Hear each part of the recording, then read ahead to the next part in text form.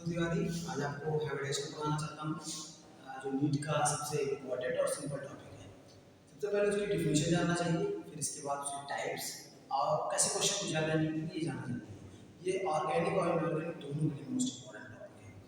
Class 11th के chemical bonding and molecular structure का ये टॉपिक है, सबसे इम्पोर्टेंट टॉपिक है और नीट ही नहीं अन्य भी एग्जाम में बहुत ज़्यादा ही लाभदायक है। तो हाइब्रिडेशन का मतलब होता है संकरण, हिंदी में इसको संकरण कहते हैं।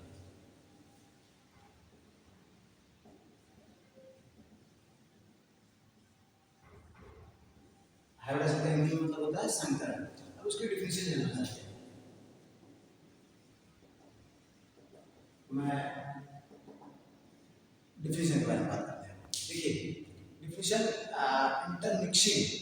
Intermixing of orbitals. कौन से ऑर्बिटल्स? sp d, तीन ऑर्बिटल्स को मिक्स करेंगे, तीन या दो, इन दोनों में मतलब तीनों में से दो भी ले सकते हैं, तीन भी ले सकते हैं। इनको मिक्स करके नए ऑर्बिटल का फॉर्मेशन होता है। लेकिन जो नए ऑर्बिटल बने उनका जो फॉर्मेशन हो वो सेम एनर्जी के हो और सेम शेप के हो, ठीक। और जब ये बन जाएंगे तो इनको इनका नया नाम दिया जाएगा, उसका नाम होगा हाइब्रिड ऑर्बिटल्स। इन्हीं की वजह से बॉन्ड फॉर्मेशन होती है, इन्हीं की वजह से बॉन्ड फॉर्मेशन होती है। आइए डिफिनेशन देखते हैं। Hybridization is a phenomena in which mixing of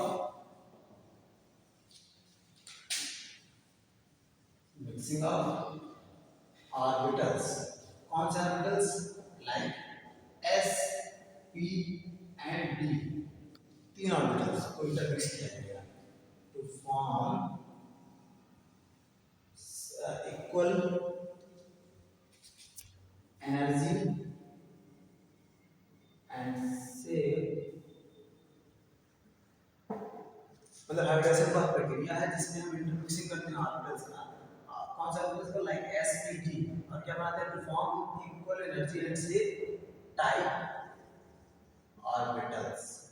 मतलब जो नए ऑर्बिटल्स बनेंगे उनका इक्वल एनर्जी होगा और इक्वल शेप होगा, ठीक। इसके बाद अब हम चर्चा करेंगे जो ये बनेंगे ऑर्बिटल्स इनका नाम क्या है। These new orbitals are known as hybrid orbitals। ये क्या कहलाएंगे? हाइब्रिड ऑर्बिटल्स कहलाएंगे, ठीक। अब एग्जांपल पे हम चर्चा करते हैं। इसका एग्जांपल क्या है?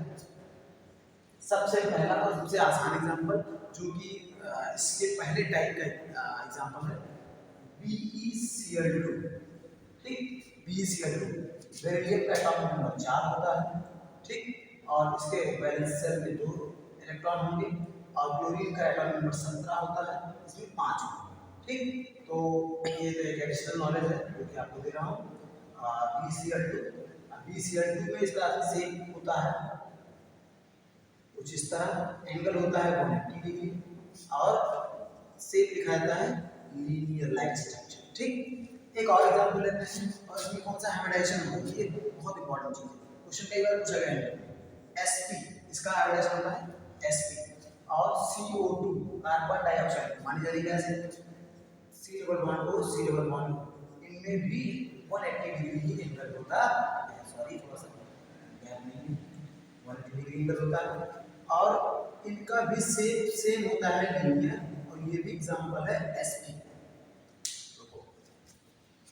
चर्चा करते हैं टाइप्स ऑफ हाइब्रिडेशन, कितने प्रकार होते हैं हाइब्रिडेशन। टाइप्स ऑफ हाइब्रिडेशन तो मुख्य तौर पे 6 प्रकार के होते हैं। आपने इससे पहले कम भी पढ़ा होगा।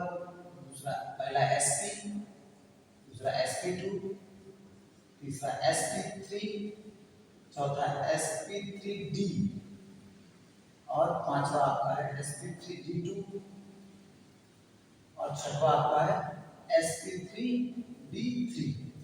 अब अभी आपको हमने sp का एग्जांपल बताया है।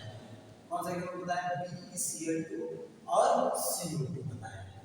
देखिए sp में क्या होता है, sp की बात कर ली जाए तो sp के ऑर्बिटल्स में एक s जिसका शेप किस तरह होगा, स्फीयर लाइक स्ट्रक्चर, और एक p इसका स्ट्रक्चर कैसा होगा, लाइक डंबल, कैसा होगा, डंबल लाइक से, कैसा होगा, डंबल लाइक से। ठीक, ये sp का हो गया। अब sp2 में आ जाइए, बहुत आसान है। sp2 में आएंगे, एक s रहेगा लेकिन जो p की संख्या होगी वो 2 हो जाएगी, यानी एक px होगा दूसरा py हो जाएगा। ठीक, क्लियर। इसके बाद अगर sp3 में आए तो एक s होगा लेकिन जो p होगा ये 3p हो जाएगा, एक px py एंड pz। ठीक, इसके बाद sp3d में आ जाए तो एक s 3p यानी तीनों p आ जाएंगे, एक s ऑर्बिटल आ जाएगा। लेकिन जो d में होगा वो d ऑर्बिटल कोई भी हो सकता है। d ऑर्बिटल किस 5 टाइप के होते हैं, एक होता है dxy, dyz और dzx, dx square minus y square और dz स्क्वायर, ये d के सेट होते हैं। तो कोई एक इसमें से d वाला भी होगा इसके साथ। और इसके बाद sp3 d2 में आ जाए तो एक s होगा, 3 p होंगे और 2 d होंगे। sp3 d3 में आ जाए तो एक s होगा, 3 p होंगे और 3 d यानी 3 d होंगे। ठीक, और आपको sp का मैंने एग्जांपल बता ही दिया है। sp2 में अगर चले आइए आप तो आप एग्जांपल के तौर पे NH3 को ले सकते हैं, sp3 में चले आइए तो CH4 का